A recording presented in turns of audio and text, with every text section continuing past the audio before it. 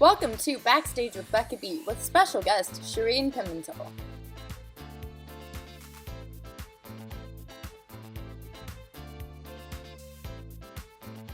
Hi everyone, and welcome to this episode of Backstage with Becca. On this episode, she made her Broadway debut at age 9 as young Nala in The Lion King. Following The Lion King, she continued growing her theater resume before going to Juilliard, where she earned a Bachelor's Degree in vocal performance. She's currently starring as Maria in the West Side Story revival on Broadway. Please welcome Shereen Pimentel. Hey. How are you doing? I'm good. How you doing? Good. I know this past year has probably been crazy for you. You started West Side Story in February of 2020, and it went on for like a month before everything spiraled out of control. Really? Yeah. We had just opened February 20th. We had been doing previews since December, but we were just about to get into our first official month. And a year ago today, this was the day that they made the announcement.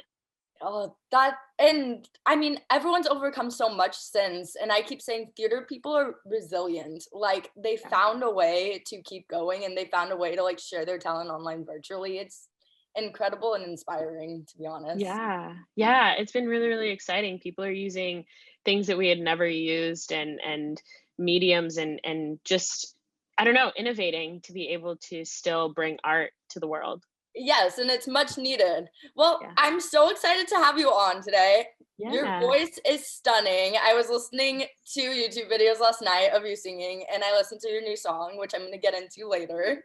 Yeah. But have you always known that you wanted to be a theater performer?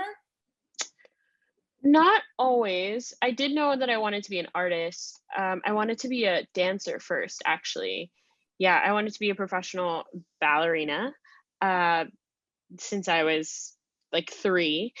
And then when I turned 8, I realized that I wanted to sing and wanted to do musical theater, and ended up doing The Lion King when I was 9 years old. And so that's when I kind of fell into musical theater and fell into love with it. Yeah. So when you were like 8, you realized that it could be a career at that time, probably. Yeah, in a way. I knew that performing on stage was some kind of career. And then I saw a few musicals and I thought, that would be really interesting. And I saw The Lion King specifically and saw a young kid, and I thought that'd be really fun to do. And that'd be something that I'd love to do. So I knew it was something that I could be a part of. I didn't know, I think, the full span of what it could be at that time, but I did know that, it was a job that you could have in a way.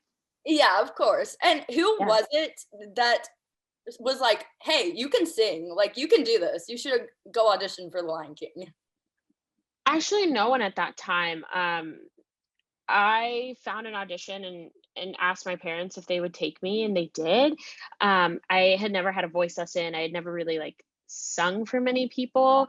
I sung as a kid, but that wasn't really, I didn't know if that was based off of talent or like why I was singing. Yeah. And then after I did my audition, they gave me a call back, and I like started finding a voice teacher and stuff like that. And then I realized like, oh, I could sing.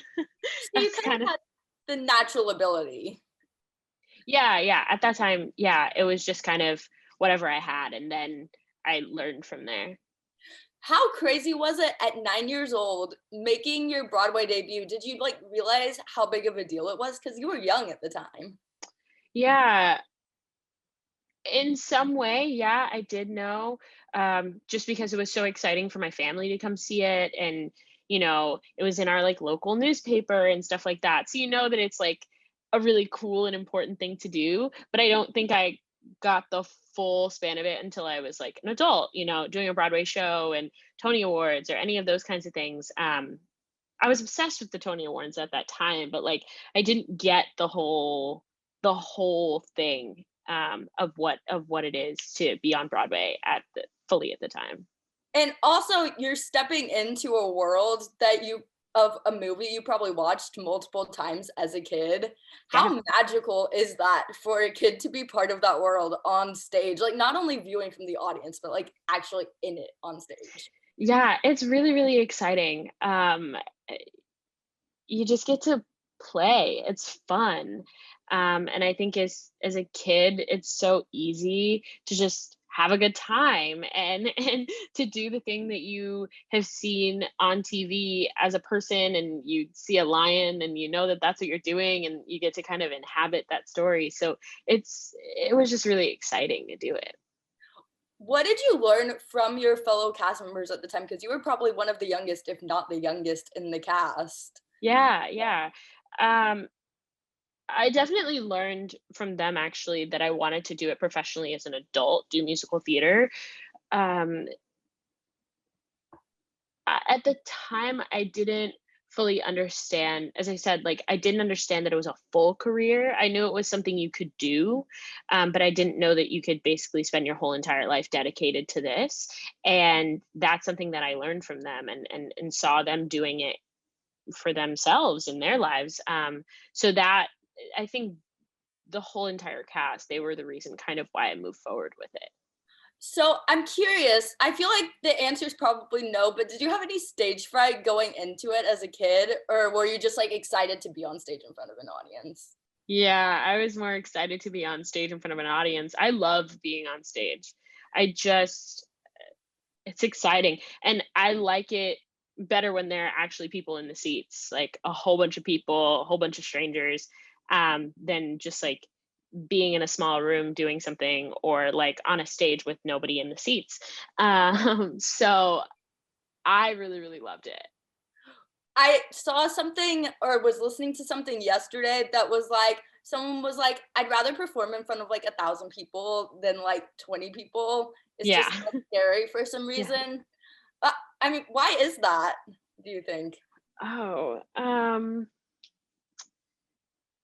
I feel I feel like it's because there are just so many people that everyone has such varying opinions and feelings about the show and what you're doing, that you already know you can't please everybody, but with such a large group of people, you have to have been able to please a few of them. Like, they have to have enjoyed some of it. Where, like, it's so nerve-wracking when you can see and count how many people there are, because you really feel like they could all be on board and all have the same feelings about a show, or same opinions about a performance, which is fine. People can love or dislike anything, um, but I think that makes it a little more nerve wracking. To know that there's like multiple points of views in the Yeah, audience about a show. And yeah, you're probably inspiring young kids who are coming to see The Lion King because it's a Disney show. It's a show yeah. that parents are bringing their kids to. So you're Hmm. probably kids were probably looking at you and being like, "Oh, maybe I can do that on stage one day." Yeah, that's how I got started in it in the first place. So I definitely think that that's possible. My parents took me to go see the show, and that was the thing that made me want to audition and made me want to be in the show. So I definitely think that that is a possibility for sure. How do you think The Lion King helped to skyrocket your career, and what advice would you give to young kids at the time who are getting into theater and starting to audition for roles in theater? Yeah. Well, I think it helped me because I figured out the things that I really needed to learn. I was so young that, again, I was just kind of going off of what I knew already, which really wasn't much. Like, I knew a lot of dancing, and I was singing more and acting more in the show than dancing. Um, so it really taught me what I wanted to focus on, and how I wanted to move forward in my training and my career. And the advice I'd give is to keep learning. It's a really exciting career to have, but it is hard because there are natural abilities that people have. People can naturally sing and naturally are prone to being a dancer, right? But that will only get you so far. There's a lot of training and a lot of people that can teach you many, many different things to be able to blossom into a career. So as you're auditioning, you're taking what you got and kind of running with it, but continue to like train and to work on whichever or all of the disciplines that you want to and that you love, so that later down the line when you're still auditioning as an adult, like you feel a lot more secure and more comfortable in it. And you went to Juilliard recently. You graduated recently from Juilliard, which I'm going to Yeah. get into. But between Lion King and Juilliard, how did you continue working on becoming like a well-rounded theater performer? Yeah. I So once I finished The Lion King, I kind of took a break. I did a few auditions, but I grew so fast. I did not look like a young kid anymore. So I did take a break from things and continue taking voice lessons. And once I got into high school, I actually started to go to Juilliard for their pre college program. So I went there for 3 years while I was in high school as well. And I did a few productions around in certain private schools in my area and then also at my own school. So I was kind of just keeping up with like different fun activities to do, but my main focus was at Juilliard in the pre-college program. So Juilliard was watching you grow up when you were in high school, basically, and they like had your name like on the list. They were like, okay, she's good. Because Juilliard, people who aren't in theater, who aren't in like the dance industry, the acting industry, they know what Juilliard is. Mm-hmm. Obviously, it's such a big deal. What was your audition like for Juilliard? Yeah, so I auditioned for the voice program and I had to do 3 pieces for that day. I actually didn't want to go to Juilliard for school. I wanted to study musical theater and they don't have a musical theater department. So I auditioned for Juilliard just as I was already doing the pre-college program. And so it made sense kind of just to audition. I got a call back that same day, and we do a callback that's focused on acting and acting through song and stuff like that. And I left, and a few months later, I got in. So it was a really quick process for voice. It really is just like one day, and then you find out if you got into the program or not.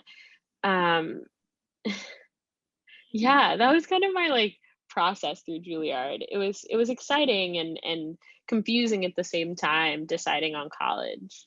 I mean, it always is. And I feel like that's important for people who are graduating high school and going into college in this crazy world to Yeah. realize that like it's not easy and it's something everyone struggles with.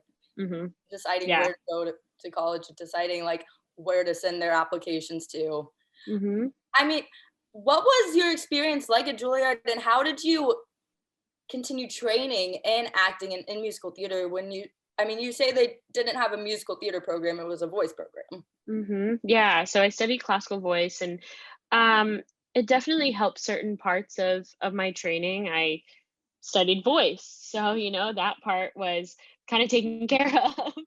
Um with the acting and dancing, we do take class in school. We do have those classes.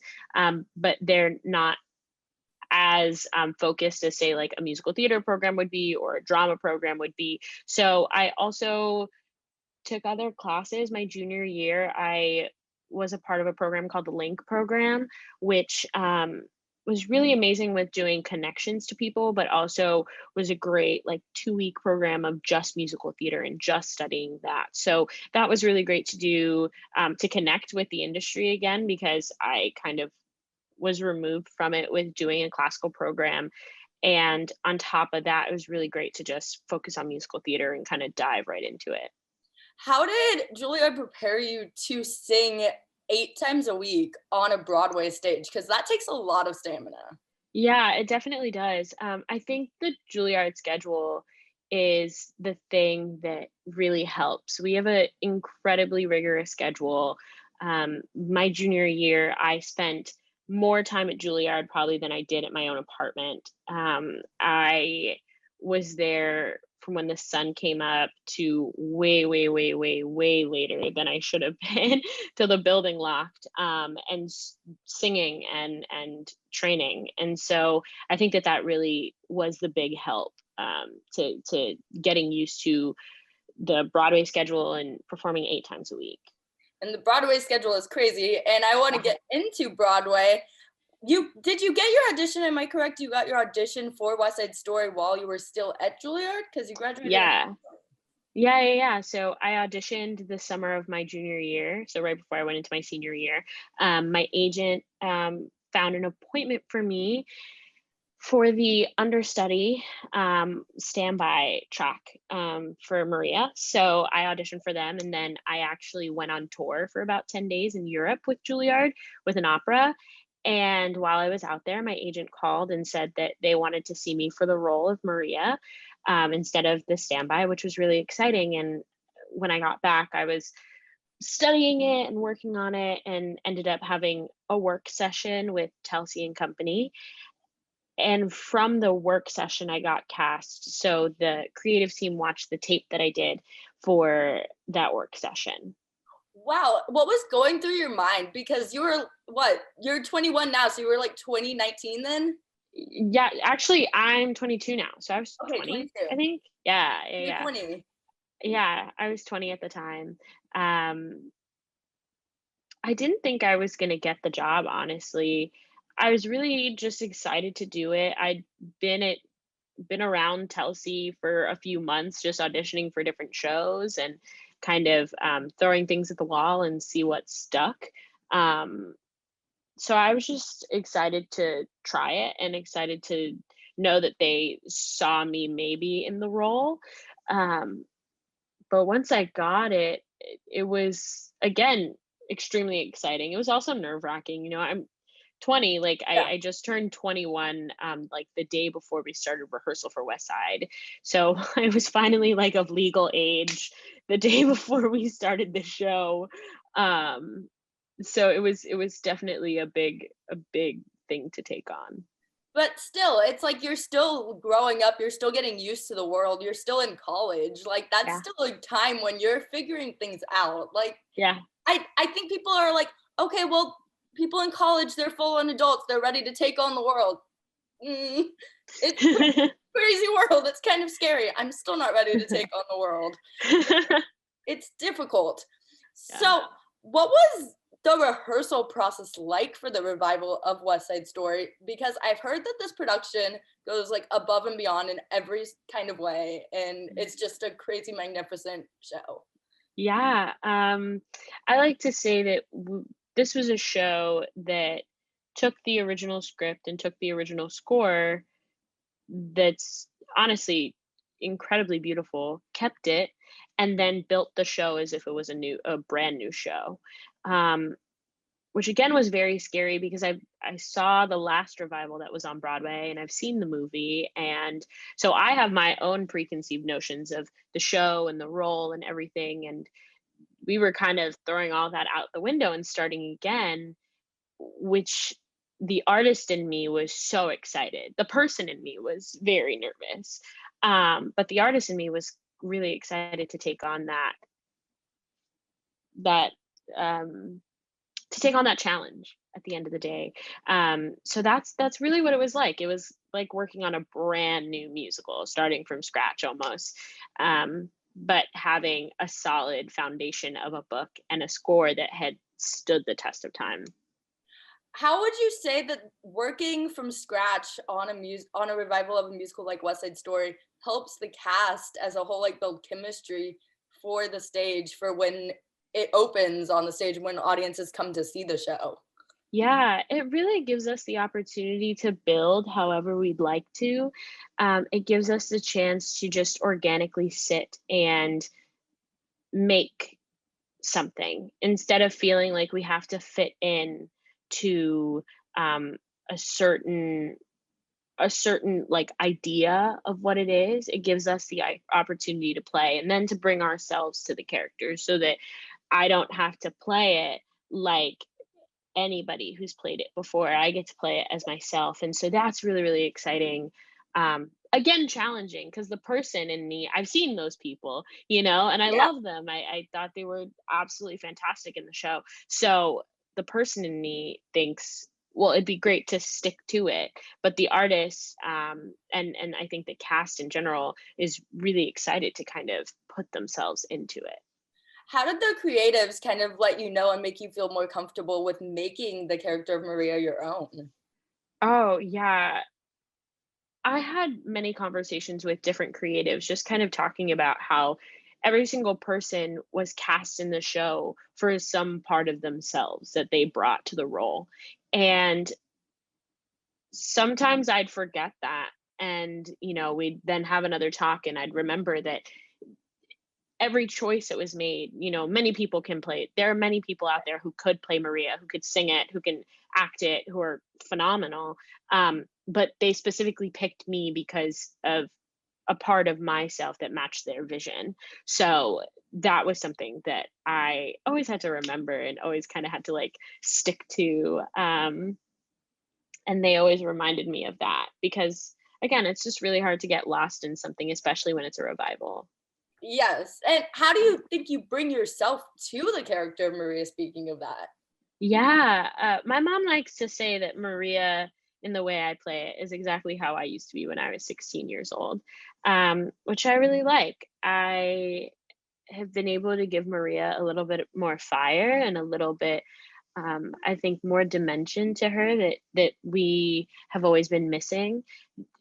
A beautiful ingenue role in general, but I feel like there's been this definition of what an ingenue is and what they're supposed to be.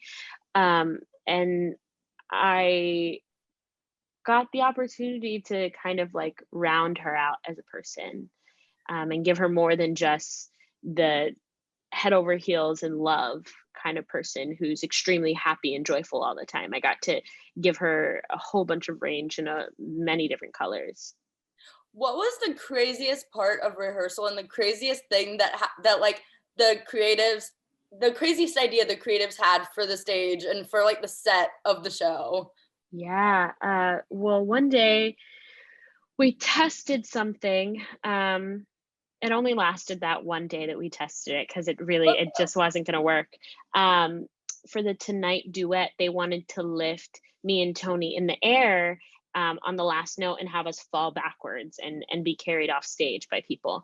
And I would say that was the craziest one because it's I was singing so high, and Wow. people are lifting you in the air, and you're falling back, and trying to kind of test that kind of stuff out. But then we ended up with something that honestly is gorgeous, of us being on the ground and being pulled apart in that part. And that photo is used everywhere because it's just such a great symbol of what is happening, in the show and what's happening in that song. And so I love where we ended up with it. A photo, it tells the story of its own. Yeah, yeah. So why do you think that now, or the present time, is the perfect time for the West Side Story revival? Yeah, I think that West Side Story really touches on issues that are still relevant today. They were extremely relevant when they first wrote West Side. And I feel like it's so important for us to bring back something like this because it shows that, yes, maybe there have been certain tribes that are different, but overall, it's still an issue that needs to be talked about and still needs to be worked on. Um, we just have a tendency in life to look at things as time has passed, so things are better. But that's not the case. And so I really like the fact that we brought the show, um, and also updated it. It's really exciting. We have quite a lot of technology in the show, which I just think is a reflection of society and how we live on technology, especially now in with COVID and quarantining and everything. We are so attached to technology. And so I love the fact that we incorporated that into the show because that is where we are right now, as a society in general. So it also kind of brought modern things into the show to still tell the same story and still bring across the same point. But it's for people who like maybe haven't seen it before, who Yeah. are coming to see it for the first time in this new generation, and they're gonna be like, oh, well, this is kind of like, I get that this is telling a story from years before, but it's doing it in a modern way that Yeah. I understand. So Hmm. it makes the audience have an easier time. It makes the new audience have an easier time connecting, and it makes the the audience who's seen it before like come and they're like, oh, well, this is live theater. It's different than what I've seen before. It's so magical. Yeah. Yeah. Absolutely. Because I mean, the best thing about live theater is that every show is different. Every revival is different. Yeah. Yeah. Definitely. I That's what I love, honestly, about theater and about art in general. Um, there can be a tendency for people to look at art and think that it's just a piece, it's just a thing, that has no life or breath within it, and that's not true. All art, even visual art, all of it has life and has breath, and it can change and it can evolve in time. So I love being able to see a revival come back 10, 20 years later and see how a new cast and new ideas kind of breathe life and bring the story to another generation. So, how do you prepare? You're playing the lead in West Side Story on Yeah. Broadway. How do you prepare and get yourself prepared to take on that lead role? What was your day like before the first preview night of West Side Story? Yeah. Oh, well, in previews, we were doing quite a bit of rehearsal. So I was kind of in it all day. But once we opened and I got into just doing the show, I would wake up early in the morning and have breakfast and take my shower, the regular things as everybody. I actually wouldn't speak until around the afternoon. Like I wouldn't speak to anybody. Um, it was just for like a vocal conserving the vocals. Honestly, at the end of the day, I was quite tired from doing previews and doing shows and doing all that kind of stuff. And so I found that when I woke up and spent a few hours just silent, I felt a lot better to go into the show. Um, and I'd pick up whatever is my favorite thing, food wise, take a walk, and then kind of pop into the show. And I was very big in starting the show in a very like pumped up way. The show does end on a sad note, but in any acting training that you have, people always talk about, the actor knows the ending, but the character doesn't. And so the only way for me to kind of be into that character was to be excited for where I was going, for the beginning. So um, there wasn't much like centering or yoga or any of that. I would just kind of like play some really exciting music and like have fun and talk to my dresser or my castmates and um get excited for basically the party that I was going to on stage. So that was my way of getting ready to do it. And were you 21 at the time that it Yeah. opened on? Yeah. Wow, so you're leading a cast, you're 21. Like, what's the backstage ritual happening before the show to like get you in that headspace? Because I'm thinking of myself at 21 and I barely talked. um Again, it was just having fun, like talking to our cast and being with everyone. We spent a lot of time together, so we got really really close, and I just really enjoyed their company. So being able to talk to people before the show started, sometimes I would stand and watch Jet Song because I had never watched the well, I did watch the full Jet Song, but after a few months, I felt like I forgot what it even was. So sometimes I'd watch that.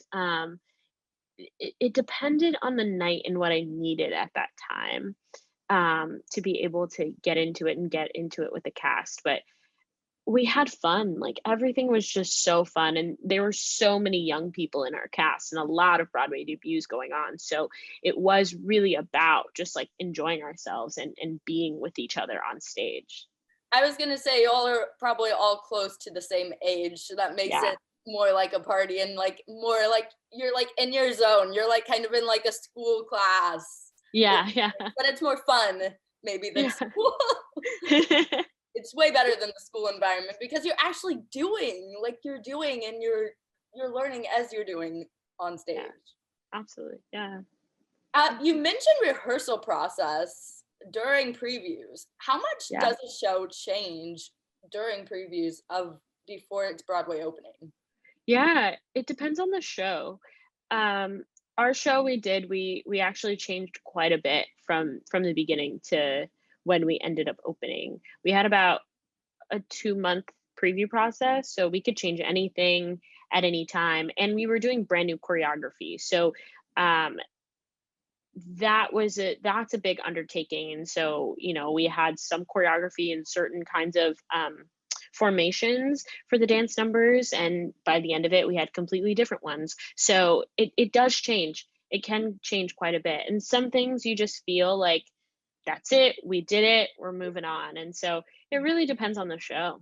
So you have to be in like the right headspace every night during previews and be like, okay, what changed today? What's different Yeah. in today's show than in yesterday's show? Yeah, and we would get like a change sheet update from our stage manager so that we knew what had changed, and we can kind of like go over it before we started the show. Um, but we had some time to figure it out and flesh it out in front of people, which was really exciting for people, I think, to watch the evolution of the show. But still, I feel like you're like learning, like as you're learning different choreography, you're also learning like different stage exits and like different backstage choreography and ways to get back on stage. So it's like a whole roller coaster ride. Yeah, there's a lot of that going on. We did quite a bit of that. We learned in our run throughs, and got used to kind of the theater. Um, so that by previews, it was really just focusing on, okay, we changed this piece of choreography. Okay, we changed this formation. And then we just, you know, try to stay on it as much as we can until it gets into our muscle memory that we can just do it automatically. Yes. And I have to ask, the West Side Story songs are so iconic. Yeah. So, what is your favorite West Side Story song, whether you sing it on stage or not? Yeah. Um, my favorite West Side Story song. Ooh. It's actually nobody sings in it. It's actually Dance at the Gym. Ooh. I really, really, really love Dance at the Gym. It's just so well written. It's so exciting to do, and then how it ends in the tiny little like cha-cha that's done by Tony and Maria. There's just it's so emotional, it's so explosive. That is my favorite number in the whole piece. Do you have moments where you're singing and dancing at the same time during this show? Yes, I believe so. No, not dancing, but Really? doing blocking and moving quite a bit. Yes. How, how do you do that? Like it's kind of like doing the patting your head and rubbing your stomach at the same time. Yeah, Like, yeah. what am I doing right now? Yeah, that one really needs muscle memory. So it's hard the first few times, and it took quite a few run throughs, and then if we changed it, it took a few previews for me to kind of get it into my system, just because the role, she sings so high all the time. So no matter what, unless I was standing still, it's really hard for you to kind of gauge how much breath you need, and where you need to be, and have all of that kind of moving at the same time in your brain, while also being in the story and being with your scene partner. So it just took time. I would say that really takes time, and building stamina. I did a lot of workouts in the morning, and trying to stay as fit as I could so that I was able to withstand doing it. And Maria does sing high, but as I said at the beginning, I was watching your YouTube videos of you singing last night, and it doesn't seem like you have a problem singing that high. No, So no. it seems like it's pretty easy for you. And I mean, it's stunning when you sing like that. I can't wait to see West Side Story on Broadway. Speaking Yeah. of which, how would you convince people to come see the revival of West Side Story when Broadway does reopen? Yeah.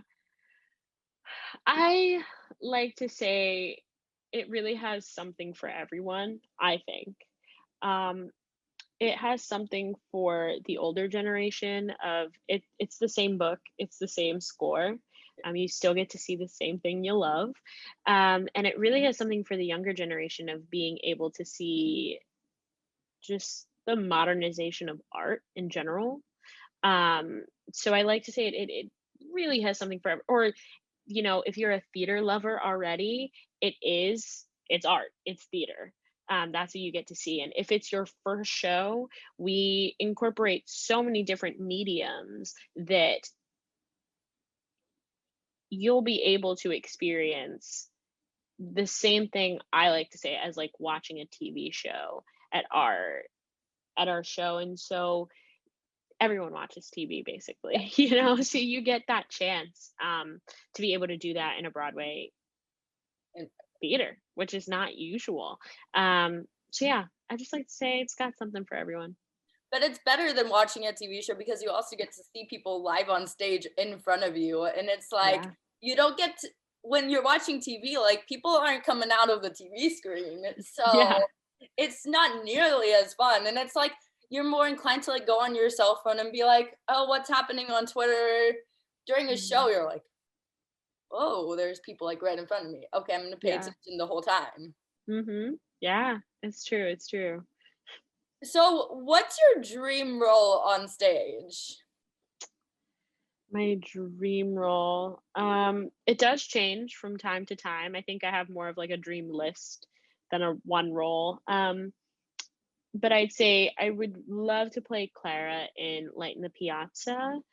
Um, I'd love to do that. I also love to play Elphaba in Wicked. Um, and I'd love to play Nina Rosario in the Heights. And I saw you singing Bird from Hamilton. Yeah, yeah, So yeah. Of course, I'd love to be Eliza in Hamilton. I feel like that's definitely a role that's gonna come up in your future. And I dreamcast people as Elphaba all the time, and I would love to see you as Elphaba. Yeah. So manifesting that one. Yeah. If you could revive any Broadway show, what would it be? Wow. Uh, Natasha Pierre and the Great Comet of 1812. I feel Ooh, like not enough people got to see that show, and I really, really loved it. Um, I look at it more as almost a show of vignettes, even though it all connects. It does all connect as one story, but it feels like pieces, which is really exciting. And the poetry of the lyricism, I just think it's so beautiful. I think it's something that you can't fully get the experience just from listening to the album. There are a lot of shows that you could listen to the album for months and you feel like you know the whole show, but that show, you really need to see it to get it, I feel. I would love if a whole if it got revived with like even like a one night only thing with like the whole cast on that album because wow, that music is stunning. As you mentioned, not enough people got to see it and I didn't get to see it. So like fingers Yeah. crossed. That'd be a Yeah. good one. Yeah, yeah. I I got to mean, see it. It was really exciting. oh, I can imagine. Who inspires you in the theater world? Yeah. Audra McDonald, she's kind of my big inspiration. Um, Ever since I was young, I just love what she's able to do. I got to see her in concert when I was in high school, and that's when I realized what kind of artist I really wanted to be. She's also just seems like such a great person and such a down to earth person. It's just all encompassing as a human and an artist. She's kind of someone I aspire to be. And I know it's not the movie that or where everyone saw Audra McDonald at first, but did you watch Annie over and over again, the one that she's in as a Yes. child? Yeah. Oh my gosh. Yes. Yes, that So, introduced me to so Audra amazing. McDonald, and I was like, okay, queen. Yeah. All right. So I mentioned at the beginning that you just released a song. It's called Still Yeah. Standing, and it's everywhere where people can listen to music online. Yes. So how did that song come about? And I mean, what gave you the idea to release your own song? Yeah. Well, it's a childhood dream of mine, honestly, to release my own music. Once I realized that I could sing, I feel like anybody would want to do that. You know, you hear of celebrities and they release music and it plays on the radio, and I wanted that, of Yeah. course. So I had a team that I spoke to who had a demo of a song, and they said, I feel like it really goes with your story, who you are, and things about my own life that I really wanted to share. And it did. And they said, we left some parts open for you to write on it. And that was really scary because I never thought that I'd be able to write music. I just didn't think, I think writing music is a talent. Yeah. And I didn't think I possessed that talent, to be honest. Well, But I did actually write the second verse and the bridge of the song, which was super exciting and helped with putting together the chorus.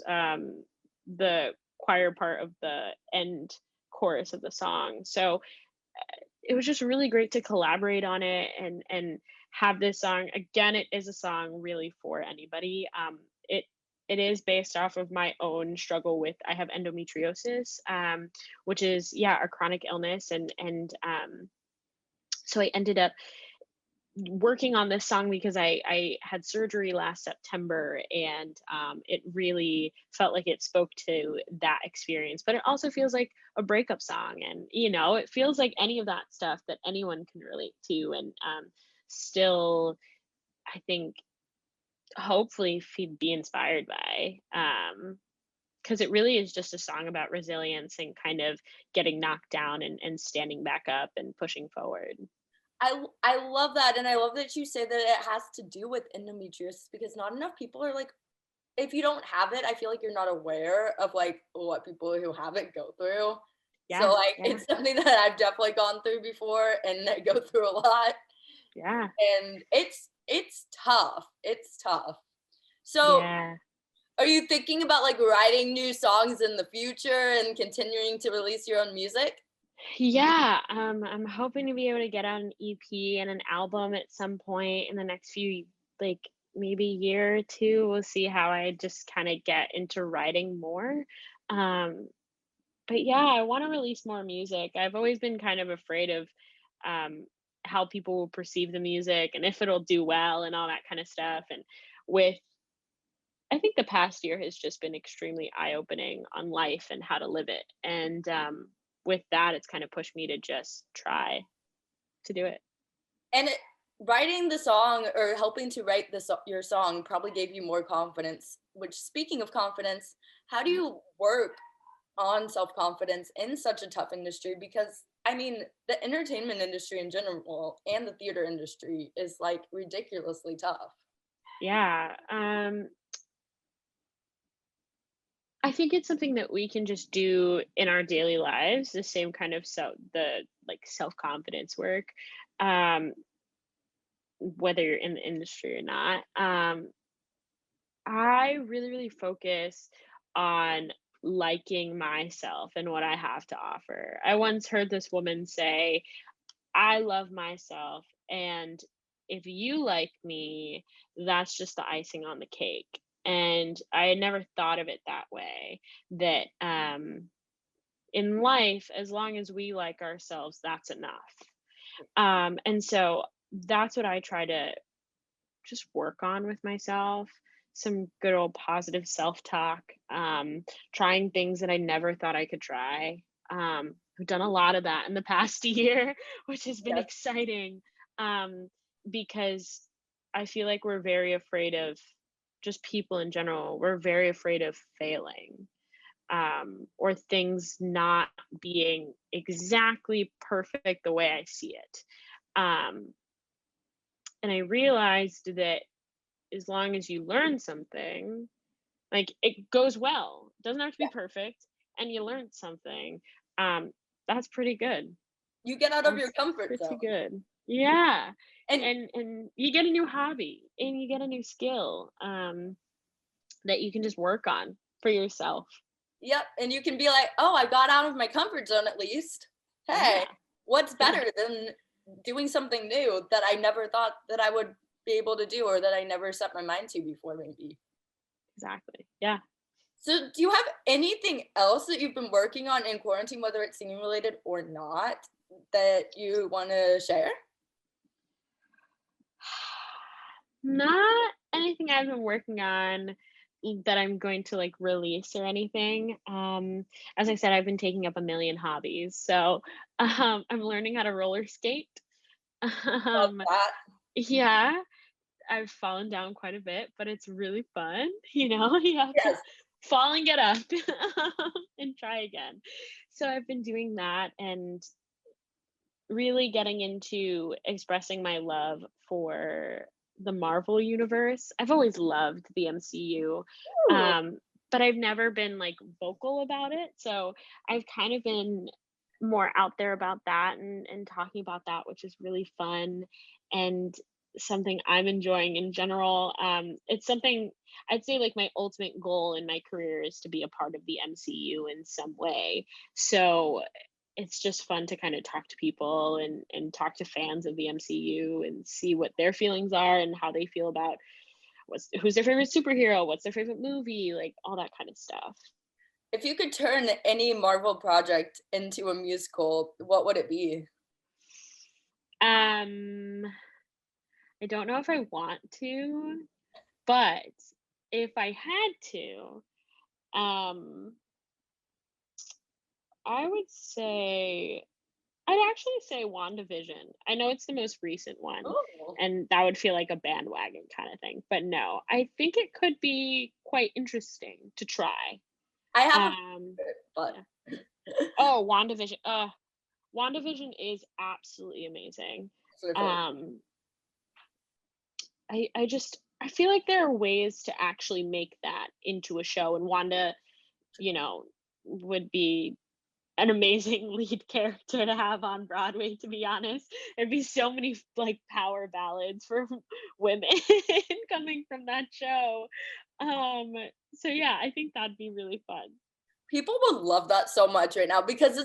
I need to get on board that train. That's all I've been seeing on any social media platform over the past like 3 weeks or 2 weeks. Yeah, yeah. It's really, really good, honestly. It if you're really like into the MCU, it gives you more of a background of who Wanda is and her life. Um, we met her in Avengers and Age of Ultron, um, but never really got her backstory of her life and how she ended up as who she is, and also who is she supposed to be. We know Wanda, but she's the Scarlet Witch, like that's where she comes from in the comics. So we finally actually get a glimpse of what that is and what that means within the MCU. um it's just so exciting. It's Yeah, just diving deeper into someone's story, into yeah, yeah, yeah. at first a minor character story, you get the whole story and she becomes a main character. Yeah, and you also realize that she felt like a minor character for so long, but I truly believe that Wanda is the strongest superhero. I think she's the strongest Avenger, which is really interesting because she, as you said, like she feels like a side character. Like it doesn't feel like she's a main character the whole time, and so this is really nice to finally go back in your thoughts and say, "Oh wait, no, she had so much that she could do through this whole thing." And also at the end of Infinity Wars, you really can't tell where you're gonna go. Like it feels like, okay, now what? Yeah. And so it was nice to have WandaVision to be like, oh, we can move forward. Things happen, but now we can take a step forward through the MCU and see other people's stories. And now, I mean, female empowerment too. It's like young girls get to be like, oh, well, I'm a superhero too, Yeah, yeah. It's which is exciting. so important. So, Mhm. what are you most looking forward to when live theater can return? I think I'm just really excited to be in the room with people. I'm excited to be able to sing with someone near me and act with people there. I'm just excited to be in a room. Um, that's what I've been truly missing this whole time, and so I can't wait for us to have that back and get that opportunity again. And everyone's gonna be crying simultaneously. I'm There's gonna sure. be candy wrappers opening again, Yeah. annoying people. It's gonna be great. Yeah. As soon as the music starts at the beginning, tears, Yeah, tears. yeah, absolutely. So where can people follow you on social media to keep up with what you're doing? Yeah, you can follow me on Instagram. It's just Shereen Pimentel. You can follow me on TikTok if you want to hear all things nerd. I don't really like. I was doing a little bit of singing on there, and then I kind of fell into nerd TikTok. So if you want to get into that, you can find me there. Yeah, those are the two places you can find me, and just see what I'm up to. Love that. And I'll put the links in the description of your social media and for your music. Yeah, absolutely. Well, thank you so much for coming on and joining me on this. I'm so excited to have you. Thank you. Thanks for having me. Thanks for watching this episode of Backstage with Becca B. You can follow me on Twitter and Instagram at Becca B Talks TV. Or for more exclusive content from this interview and more, you can follow me on Instagram and Facebook at Backstage with Becca B. Make sure to subscribe to my channel and like this video, or if you're listening on Apple Podcasts, go ahead and give me a 5-star rate. Thanks for tuning in, and I'll see you guys next time. Bye!